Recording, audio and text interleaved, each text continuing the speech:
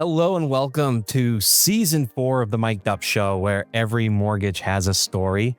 This is the ultimate hub where the hidden stories behind the mortgage industry come to life. I am your host, Michael Kelleher, and alongside me, my co-host. And in every episode, we together dive deep into the entrepreneurial spirit, the strategic insights, and the breakthrough innovations that build the world's greatest mortgage companies. So whether you're trying to advance your career, scouting for industry leaders, or exploring opportunities in fintech and prop tech, you're in the right place. So get ready to unlock the story behind every mortgage. Let's dive in today with Kristin Messerli and Dave Savage, who are commonly up on stage or commonly on social media, driving the message forward on how to reach customers out there in the industry, help loan officers expand their business, and really nailing home the responsibilities of loan officers to be that first responder of financial literacy here in America. So I am excited. And the whole point of the show is so our audience maybe can't go to all these conferences. Maybe they're, I always say that their boss doesn't send them to these conferences, but whatever reason they don't make it out there, you're going to get a real great taste of it today. Do you both want to introduce yourselves to the audience quickly before we dive into your amazing journey? Yeah, sure. So I'm Kristin Messerli, Executive Director of FirstHome IQ. And just a little bit of the background story. I grew up in mortgage. So my family was all, in mortgage, had a brokerage. But I started my career as a social worker. And I worked primarily with homeless youth and underserved communities. And then just became really passionate through that process about financial education and building community partnerships and seeing the power of those relationships to actually move people to new levels in their lives. And so I built a company called Cultural Outreach, where I worked with lenders across the country and helping them build their strategy to reach underserved communities and millennials. And then I've surveyed over 77,000 millennials and Gen Z. Again, just kind of continue to release reports and research, help lenders. And that's what has kind of ultimately led to Dave and I deciding, like, let's build a nonprofit where everyone can come together to bring financial literacy into their communities and solve the financial literacy crisis through homeownership. And I'm Dave Savage, Chief Growth Officer of TrustEngine and founder of Mortgage Coach. As passionate as ever of turning loan officers into modern mortgage advisors. Really dedicated my 38-year career in mortgage to just being more than a transaction-based loan officer. I've always just had a passion for just the value a loan provides to a consumer is profound. But when you actually help a consumer get a loan and achieve financial freedom through homeownership, not only is it a great way to improve conversion, not only is it a great way to improve profitability, it just feels good. So that's just always been something I've been passionate about. I developed, coming out of the meltdown, this purpose and profit, just a personal narrative that like with Mortgage Coach, like, hey, profits matter, but impact matters more. And if I'm really obsessed with impact, and the way I measured that at Mortgage Coach was how many borrowers were getting a Mortgage Coach experience where they were like seeing options, seeing how those options would perform over time, see how they could pay off. If I could get to where millions of consumers were getting that experience, one, we'd make real change in America, improve financial literacy, improve home ownership, and I'd get purpose and profits. I'd do really well. And that has led to also being one of the co-founders and board of directors of FirstHome IQ, where we're just really passionate about helping.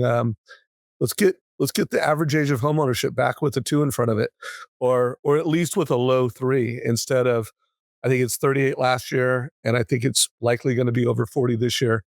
So I'm all about. I think you both do a great job of carrying the torch in between conferences. We have the tendency to go to them, get jazzed up, and then you leave. And how do you put it into action? And so the First Home IQ is such a powerful way, whether you're seeing your branding on social or the cheerleader of mobile apps. I have to tell you, this First Home IQ community app, if you're not, it's unbelievable.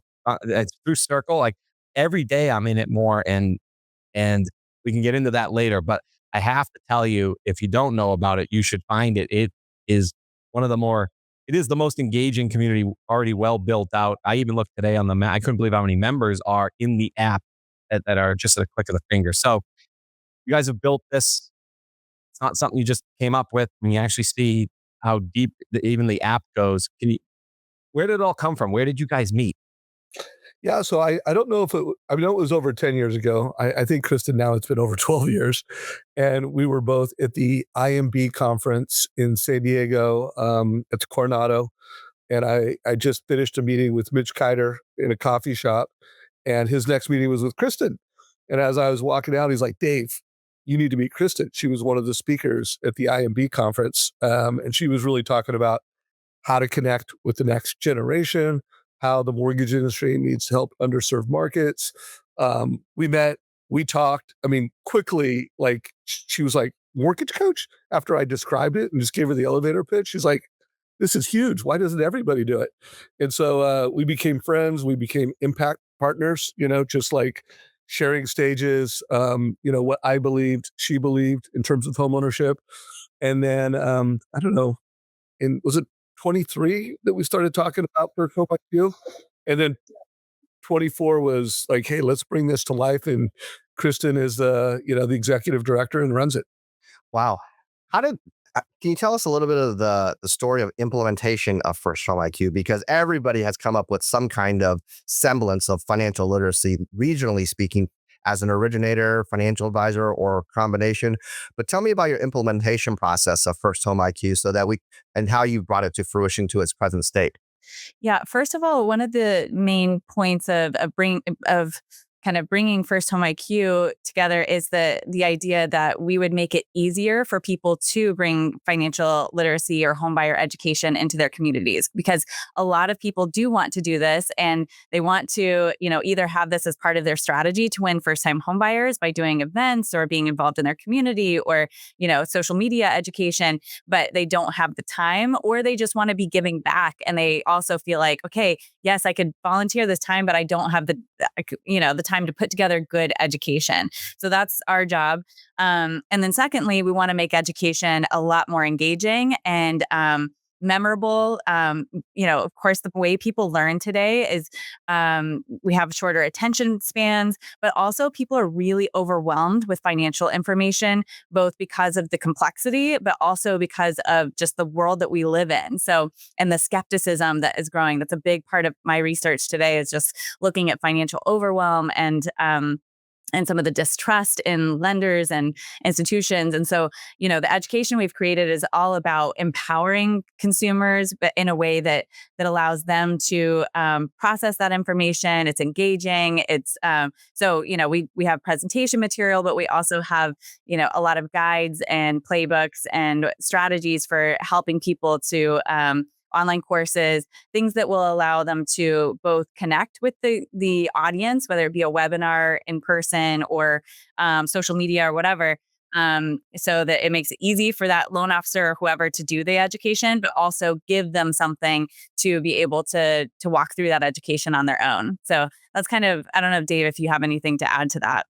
Yeah, I think, our goals, first of all, there's I think I did a perplexity search, and there's like 9 million consumers in America that qualify to buy their first home right now.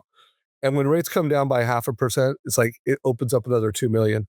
So my whole philosophy is the opportunity is now. I mean, as an industry, we need to quit waiting for people to call us, and we need to go on the offense. And then we all know, like, if you're in the industry, the wealth gap in America is who owns versus who rents.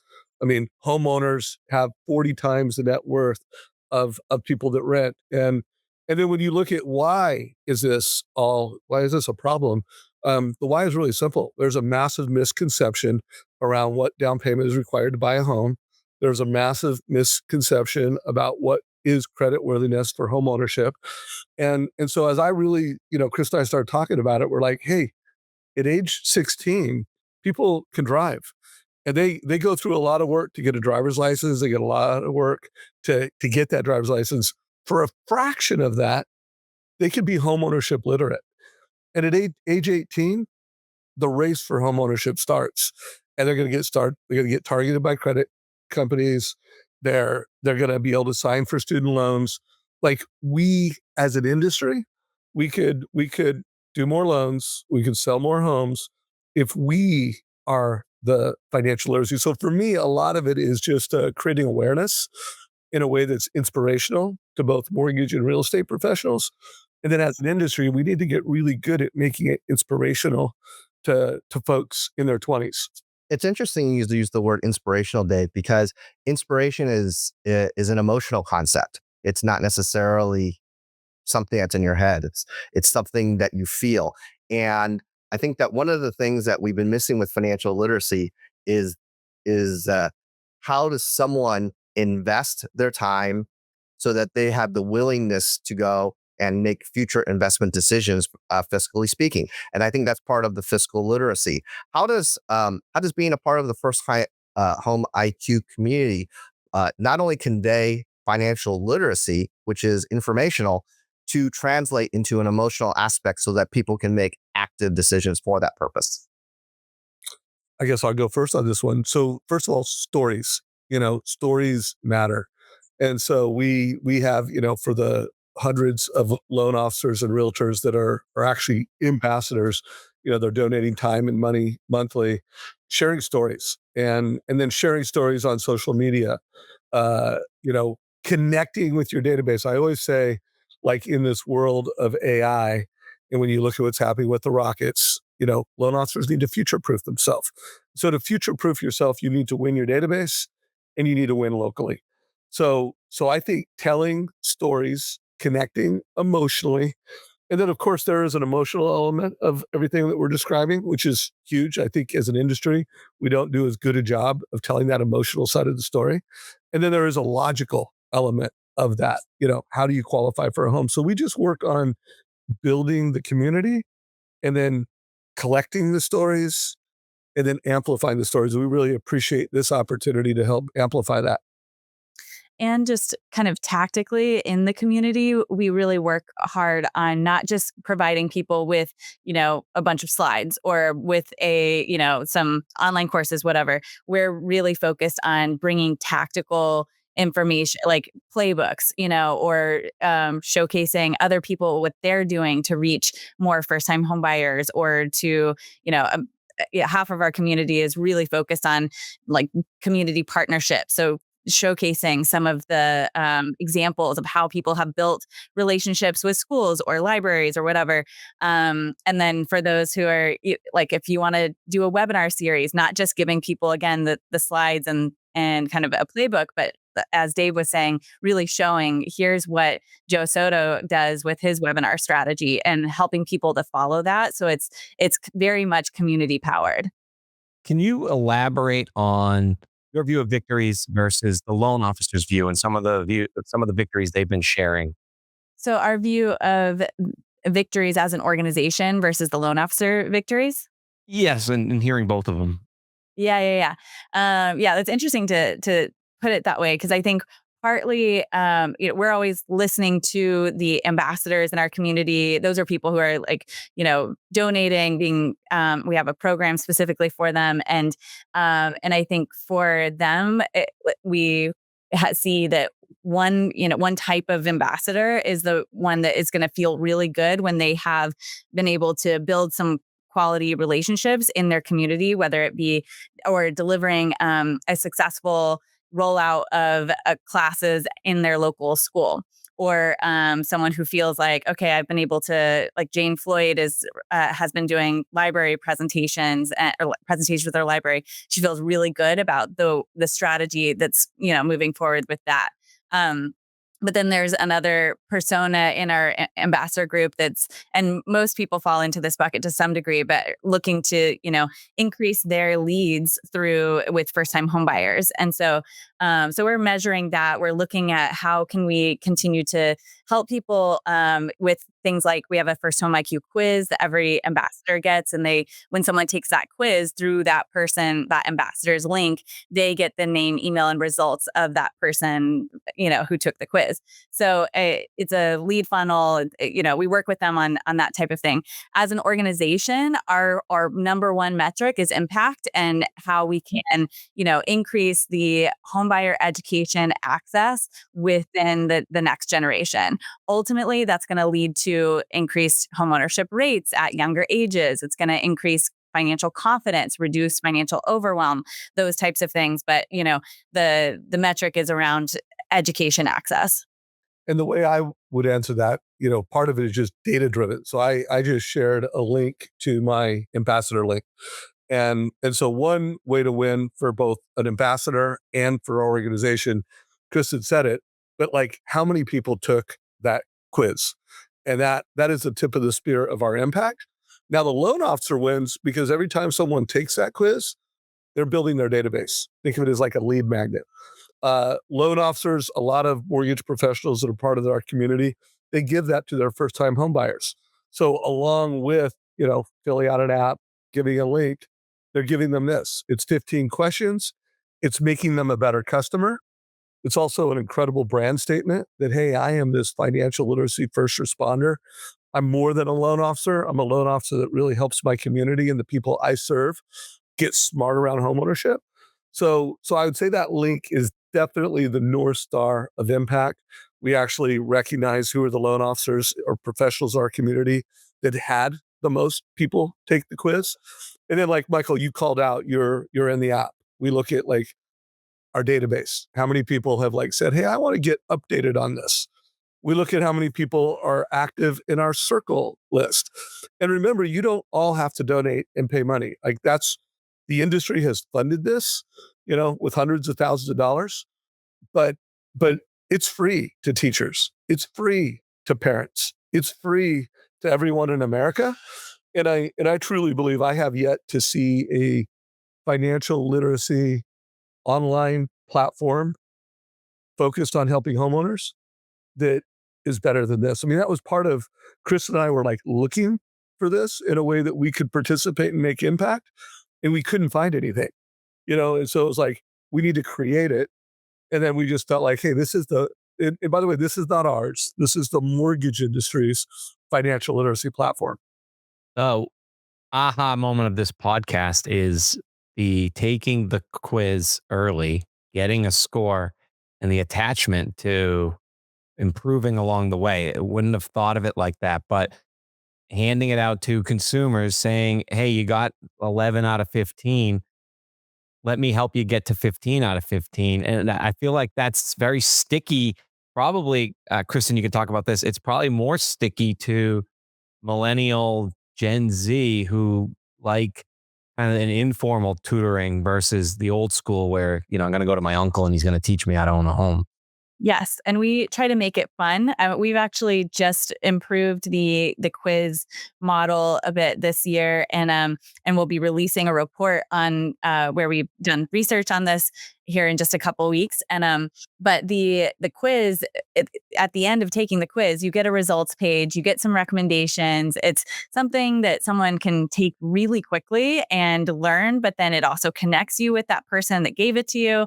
A lot of people deliver it at the beginning of presentations or whenever, or on social media, or before someone comes, they have a meeting with somebody, as you were saying, Mike. So yeah, I think it's a great opportunity to connect with people in the fun, and it lowers the bar of like starting the conversation, because a lot of people also just don't even have the language to ask the questions. So when they take the quiz, they're able to be like, oh yeah, what's, the down payment question. It still blows my mind that how many people get that wrong.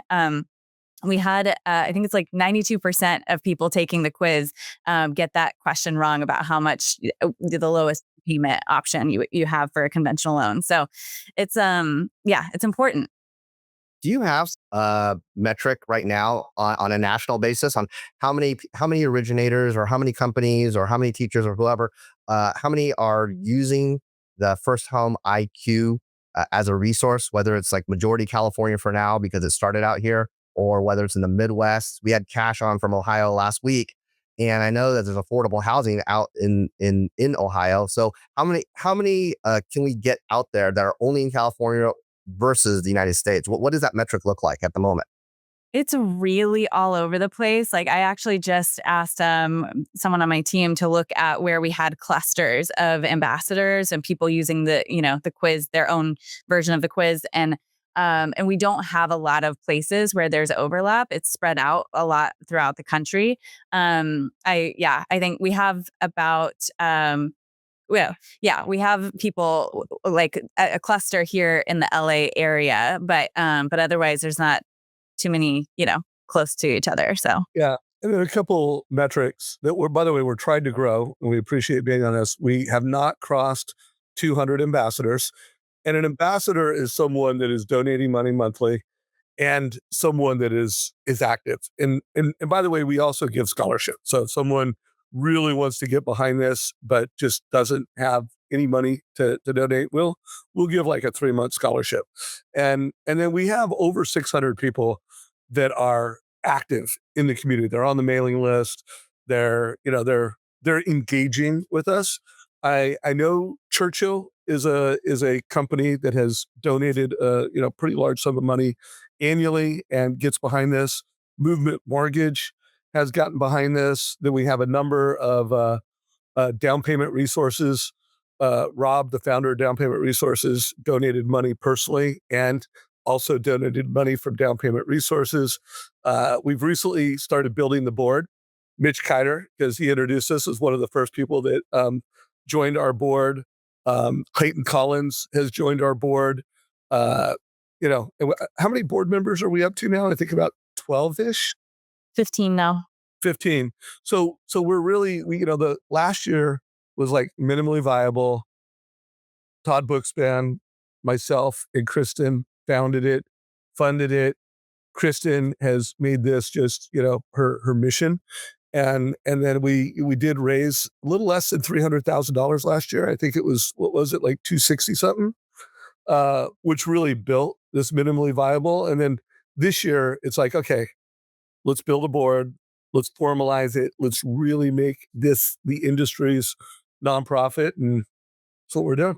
And we've talked a lot so far about the impact on, first-time homebuyers and things like that. But we also have a whole program specifically for teachers and educators that's completely, I think Dave mentioned that it's free for teachers, free for schools. And so last year we focused primarily on people that want to do, a guest speaking at their local school or whatever. And that's still a big part of that ambassador program.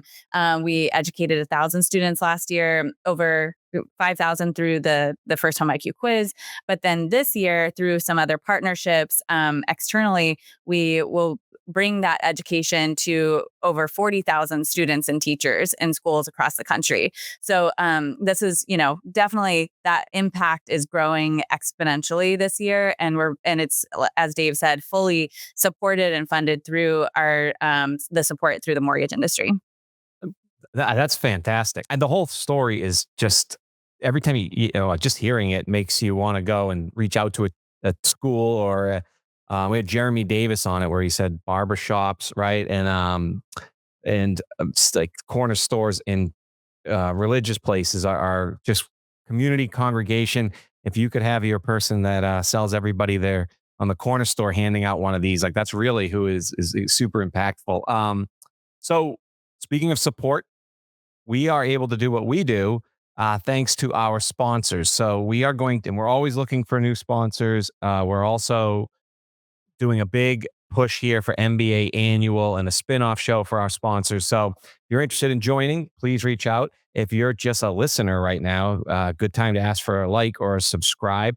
We're going to take a quick 3-sponsor break. And on the other side of the break, we're going to ask some questions about what loan officers can be doing, should be doing in this market, as well as maybe some personal questions about both of your journeys along this way. Want to take your business to the next level? As a longtime trusted mortgage service provider, Mortgage Connect works with some of the largest lenders, servicers, and institutional investors, providing cutting-edge solutions for everything from title, closing, escrow, and default to capital markets and risk solutions. Mortgage Connect brings it all to the table, redefining mortgage lending with innovative digital solutions that can elevate your bottom line. It's time to use AI to revolutionize the way you do marketing in 2025. With ADM Intelligence, we have access to 5,000 consumer data points and proprietary AI technology that helps you understand who is in your database, what's the likelihood of people to do a real estate transaction, and also who they are. So for example, someone who's 50% likely to transact the next 6 months, who's a first-time home buyer, should receive very different content than someone who is, let's say, not as likely to transact that already owns a home. And of course, our content team will provide you with all of that turnkey out of the box to market to everyone in your database. So to learn more, come find us at ICE. If you're there, we're booth number 327, or go to our website, thinkadm.com. Love to walk you through a custom demo of how AI can supercharge your marketing this year. Where the company can do the configurability. So we have no code on this, so they can go in their settings, they can set it up all the way down to the loan officer if they want to. We also have a customer support team that's assigned to each account.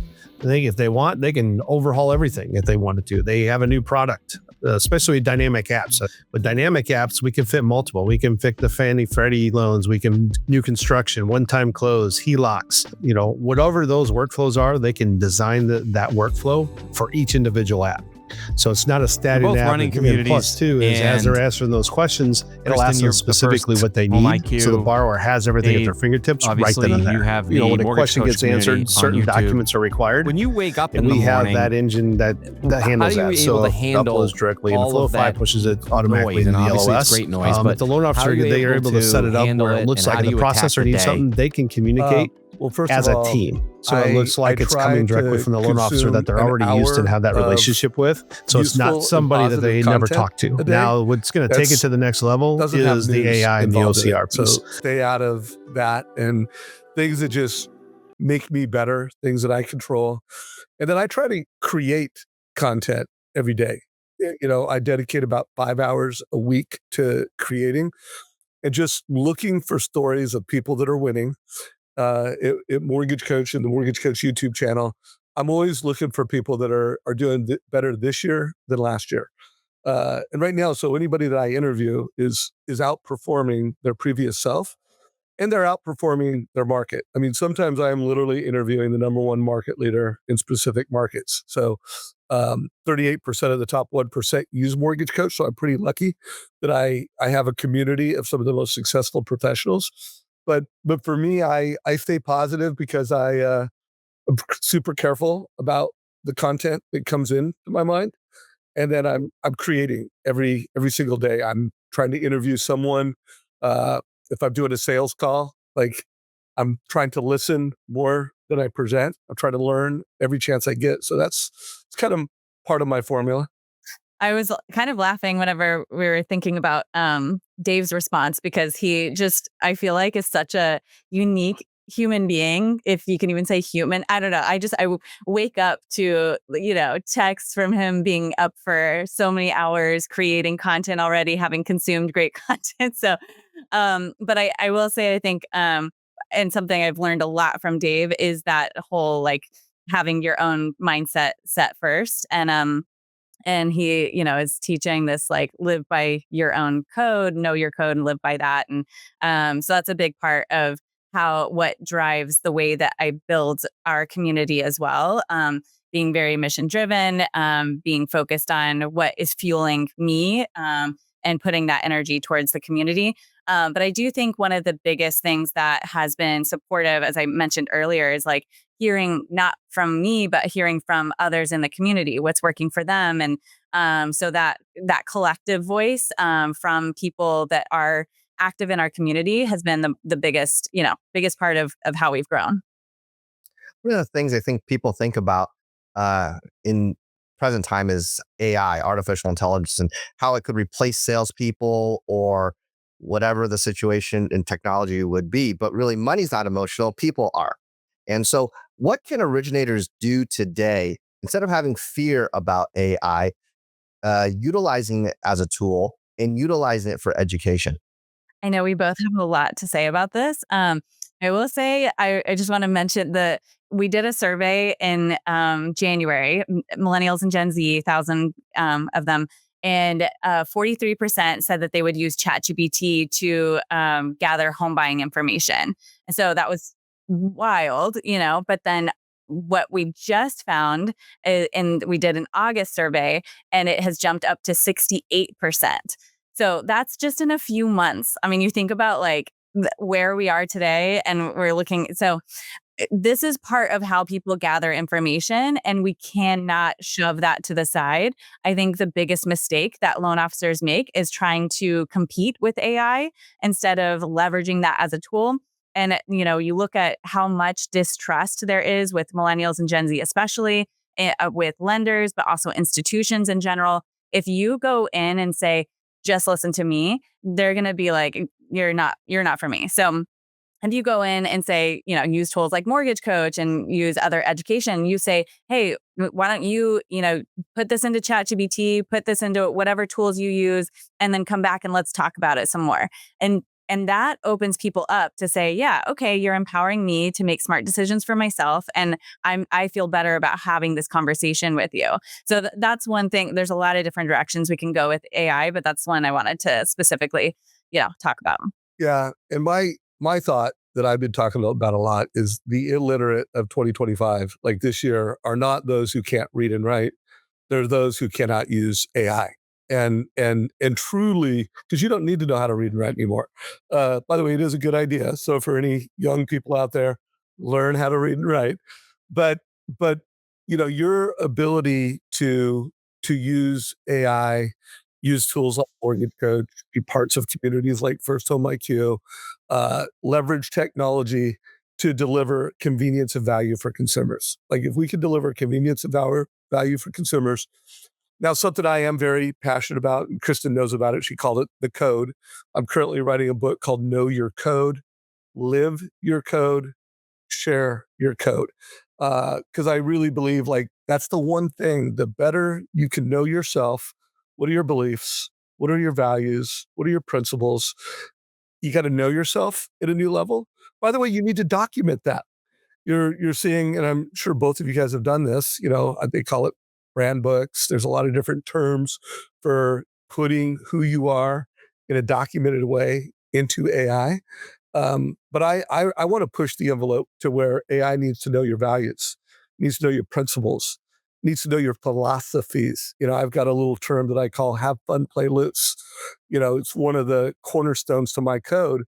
But you know what? I couldn't have fun and play loose if my advice didn't make a difference. I couldn't have fun and play loose if I didn't wake up early in the morning and not consume a bunch of toxic media that I have no control over. So I just think like my answer is the loan officer of the future is the mortgage professional that can unlearn kind of like old school ways of doing things and can learn how to use AI and the technologies they should. Like that's at a very macro perspective. That's my thought. I've heard that there's a saying, when your values are clear, your decisions are easy, right? Yeah, if you're living them. Living. Well, right. Like I'm going to walk to the next room. Your value system says that, but versus I'm going to walk into the next room that's full of knives and guns that's going to shoot me because you don't want to die. And my point is that sometimes people accidentally walk into a room where there's going to be knives and guns shooting them because they're not clear of that value system to say, if I walk into that room and they don't even know it, they don't know what they don't know. And I think, is there an emotional method as a part of the activity that causes someone to think, I want to know more about how I think because I don't even know what I don't even know. So what is it that we can do in activity, either as salespeople, originators, realtors, leadership? What do we do as activities to put us into that position to say, you know what, I've been doing activities which I thought I should be doing versus this is actually who I am and this is what I need to do because it aligns to what I do. We grind because it's rough, but it won't be the grind when it aligns with our value system. So how do we do more of that in activity? Well, first of all, I just put a link to the Know Your Code Facebook group that I'm creating, and that's what I'm writing a book on. Is how to know your code, how to document your code, how to live your code at a higher level, and then play it forward. Share it with your family, share it with your team. And there might be a difference in what you share with your family, what you share with your team. Share it with AI so that you're doing it. So I put my highest level answer to that is, it's time to get to know ourselves better than ever. I mean, you've got to know yourself better than ever. You've got to document who you are, what you stand for better than ever, or one, you can't live it, and two, you cannot leverage it in the way that I think you need to win going forward. And I do think we are in such an overwhelming environment today. The world is chaotic and we are bombarded with information and noise all the time, and it's leading people to burnout. And so, I know for me, if I'm not really grounded in those values, I'm tired and I'm not moving the same way that I want to be moving, or making those decisions very clearly. And I think that, the most of our community is in this community with First Home IQ because they realize this is one of my values, and it not only supports them with their business or giving back or whatever, but it also fuels them, gives them energy to be better at their jobs, and it like that energy leads them to other things, doing those better, faster, all of that. So I think living by your values helps reduce that burnout too. And I want to add one more, like, part of my code, always be masterminding. That's what I love about you, Michael. I love, like, this is a mastermind. And then you've got it playing on LinkedIn. And, I've watched you execute for a long time, Michael. You're always masterminding. And so that's the other thing, is I do think more than ever, we need to mastermind locally. We need to mastermind nationally. I just moved to Oregon and had lunch with a local mortgage coach, Annie Ransom. What's up, Annie?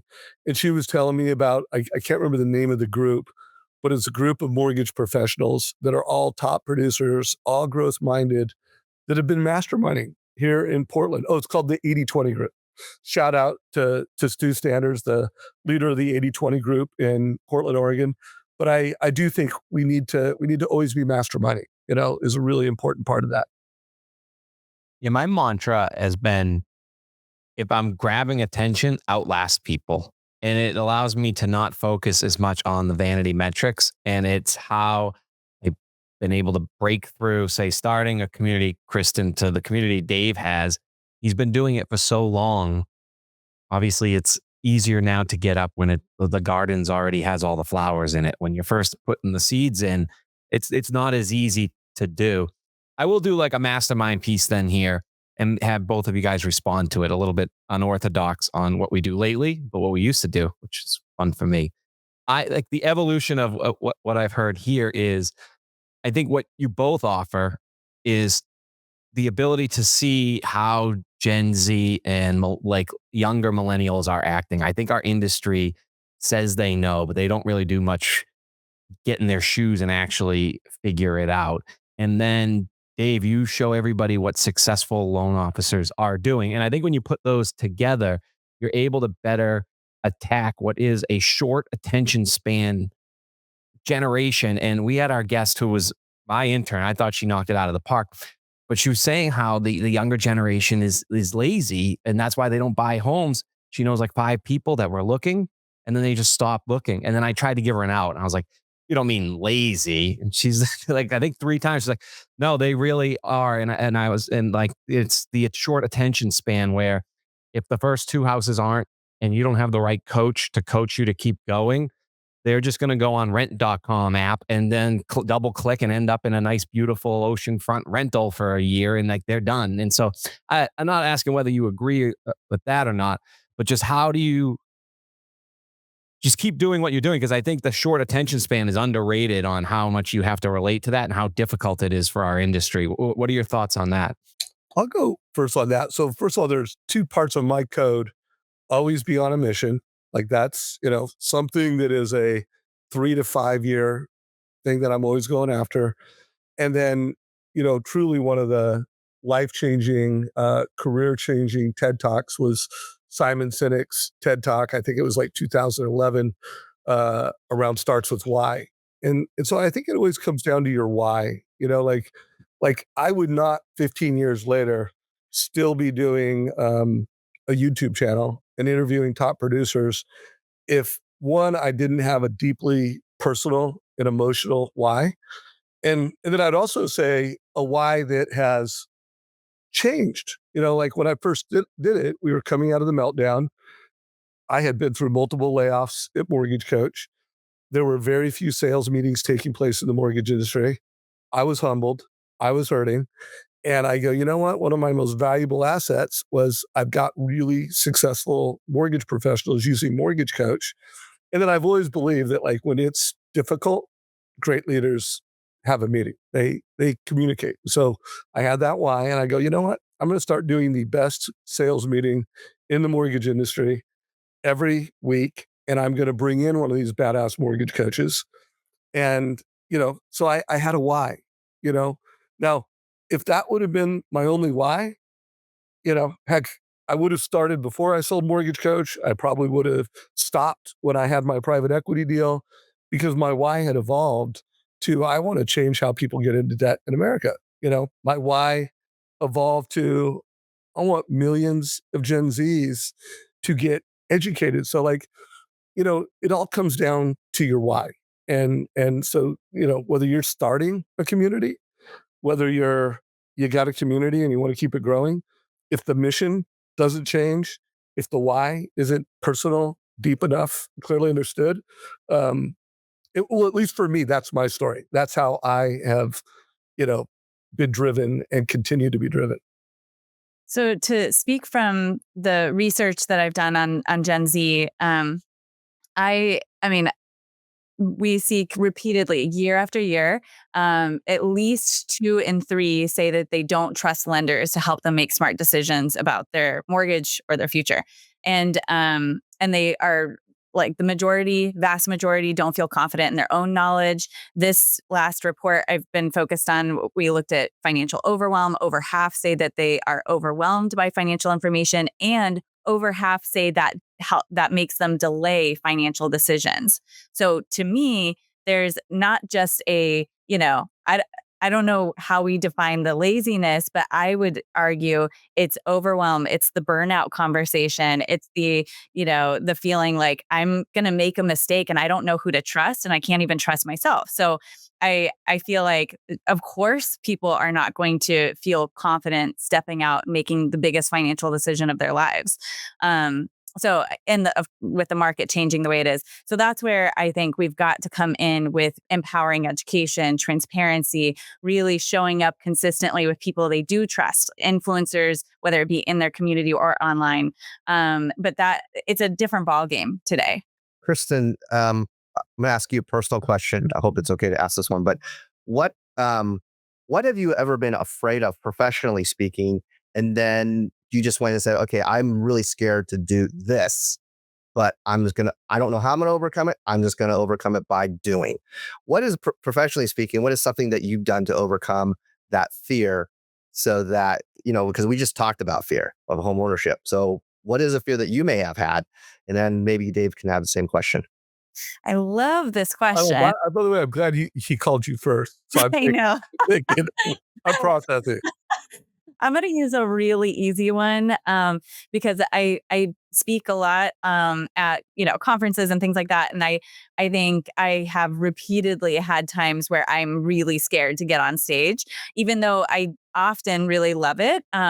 It's either an audience I really am nervous about, especially early on. It was a big fear. And in fact, when I first started speaking, I mean, I would like cry before going on stage. And Dave has been a big support with his have fun, play loose. That's a comment he's told me so many times before getting on stages. And it has really helped me to be like, that's one thing, is to say, okay, I know my stuff. I'm going to have fun. And that tends to overpower the fear. The second thing is being there to bring value. And if I'm focused on, I have a message that I care about bringing to this audience, that well overpowers the fear.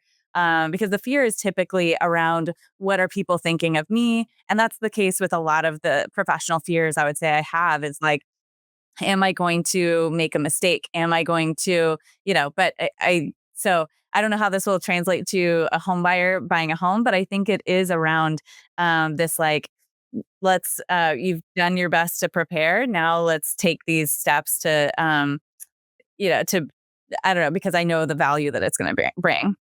Before you go, Dave, and we'll get to you, is that how you got through the gathering? Because your message was something you care about, but that was an intimidating, it was like Broadway. It was you up there, like soliloquy and spotlight, like in the rest of the place, dark in front of what was now considered one of the larger, greater audiences in a long time. What was actually hard about that was that I think I had like 2 minutes, and I can speak for an hour, but to say, okay, or 10 minutes, I can distill the message, but to bring it to 2 minutes. But yeah, absolutely. It was 100% about like, that one was really about, I have a message that I care about bringing here. And that's how, yeah, got to work through that one. I was definitely scared. You did great. Yeah. So no, people won't believe this because I have spoken on so many stages right now, but I don't think there's anyone that had a bigger fear of speaking in public. I took public speaking in college, and at the beginning of the year, the teacher said, if we're going to have a big presentation at the end, if you don't do it, you're automatically going to lose a grade. And I immediately was like, well, I'm going to get a B in this class, and I better be getting an A because I'm not doing it, in my head. And so, I had a really transformational experience in my 20s at a Tony Robbins event where I walked on fire. I learned about neurolinguistics and neurolinguistics, the conversation you're having with yourself, the questions you're asking yourself. And I was really afraid to do video, like video, but that starts with why. I started telling myself, well, I can't misspell words with video. Anybody who knows me, like I was the worst at spelling in the entire school. I'm ADD and dyslexic. And so I just, my hack is that I am super aware of the questions that I'm asking myself and the narrative that I have. And then, by the way, I'm very competitive. I like to win. I like to achieve my goals. And that's just something at birth. I was always very competitive at anything and everything. I'll beat all three of you at cornhole, bring it. Even though I don't know that I will, like, that's just how I think. Like, so when you want to win, you know how to use why on yourself. You know how to use that. Like but speaking and video were really hard to overcome. Yeah. I don't even like asking questions. Like my heart races so much. I'm like, maybe I just won't ask it so my heart can stop racing. I sit there sometimes. So I totally get it. And my final question would be for maybe for the audience out there. So maybe if you were a loan officer, how would you do this? But I'm fascinated by the term, because we haven't had one in a while, but first time refinancer. So like to the Gen Z millennial, that this is going to be their first time refinancing. What would you say to that experience or advice on what's ahead of them, or how a loan officer should prepare for it, and maybe assumptions they shouldn't make? Well, I'm going to really quick answer that. But to me, to the audience right now, the bigger opportunity right now is the first time seller. Because anybody who bought a house in the past 3 to 5 years has equity. And many of those people qualify to buy a bigger home, and they want to buy a move up home. So to me, that is truly one of the most valuable niches for a mortgage professional to understand, to have scripting around that. We actually have some scripts on our YouTube channel around that. But so first of all, I just want to call that out as a takeaway for loan officers. I've got like how to train realtors to call their database and get listings with first-time sellers, how to call your database to get first-time sellers. But I think what I'm going to say for first-time refi is this: it would apply to almost any refi, because, by the way, it's coming. I mean, hopefully it's really coming soon and we're not getting another dead cat bounce. But you always want to show people the monthly savings. And then you always want to show people the power of taking that monthly savings and prepaying your mortgage. And so it's like, hey, do you want to lower your monthly payment by $373?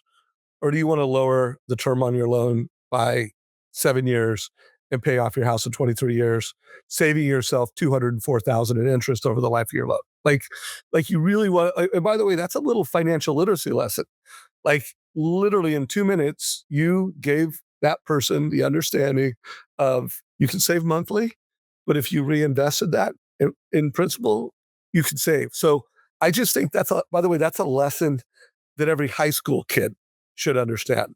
That's a lesson that, before you turn 18, you should understand the power of prepaying debt.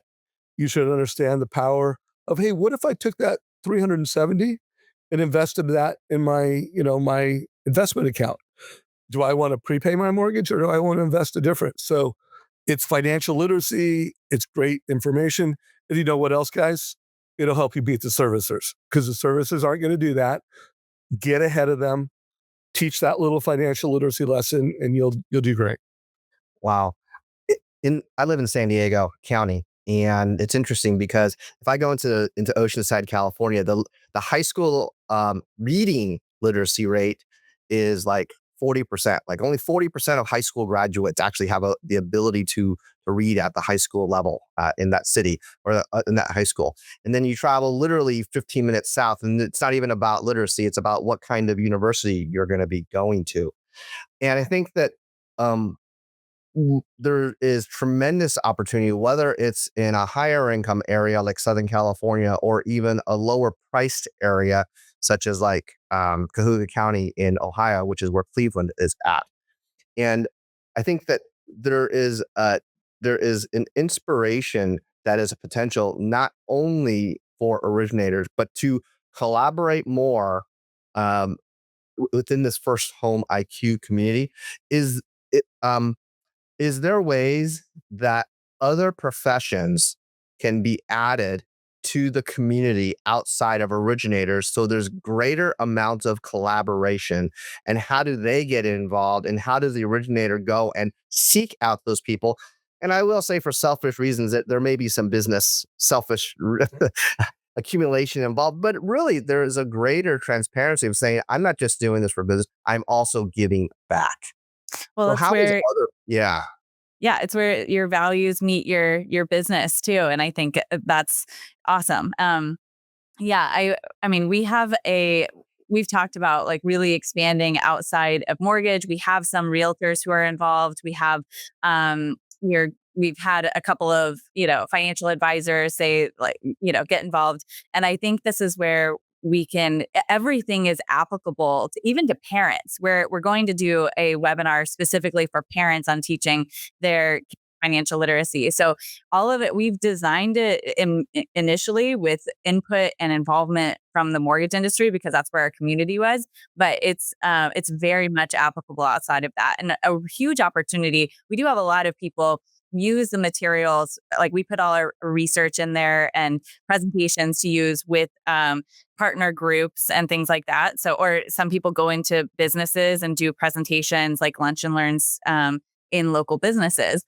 But there's also, anyone can get involved in the community. There's a free community, FirstHomeIQ.com/industry. There's a tab in there about the ambassador program if anyone's interested in actually going deeper into the ambassador program. But yeah, definitely invite anyone and everyone to get involved here. Yeah. And I use a term a lot that I call, be the captain of the wealth team. And the wealth team in America, for most Americans, 90+%, their majority of their wealth comes through homeownership. And then I'm also very passionate about just helping future-proof local advisors, local professionals. So whether that's a loan officer, a realtor, a financial planner, a CPA, someone selling insurance, if they're a local advisor, they can be the captain of the wealth team.